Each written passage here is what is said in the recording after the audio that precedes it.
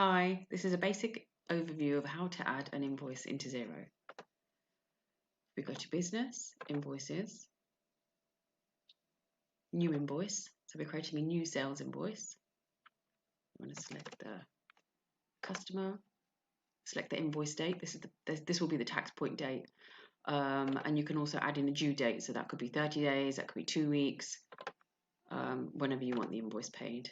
Invoice number, this will be in sequential order. You can overwrite this if you need to, if this would be your first invoice, or if you wanted to add any other sort of digits after like an A or something like that. Otherwise, it'll just keep updating it every time you add an invoice. Reference number, this is where you can add a PO number. The branding will be standard, so this will be the standard template for when you do send the invoice out, and we can do a quick preview once we've added everything. Item number, if you've got the item set up in your inventory, this is where they will show up. So how many are we selling? There you go. On the account code, this is coming from your chart of accounts here. So it could be other revenue, it could be sales. You could also add a new account if you wanted to, if it's not already set up in your chart of accounts.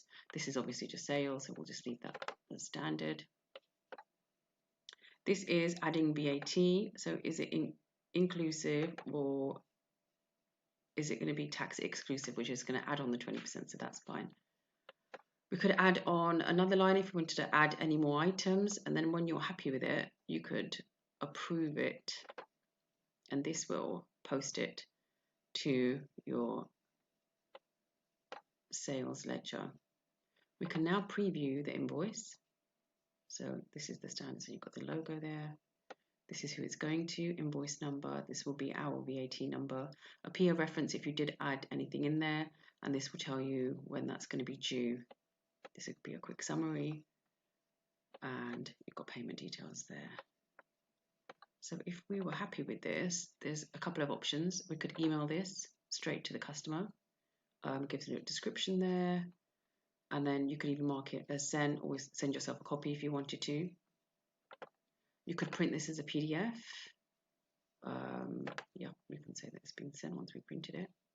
And you could attach it to a personalized email. And again, this will just show you exactly what it looks like.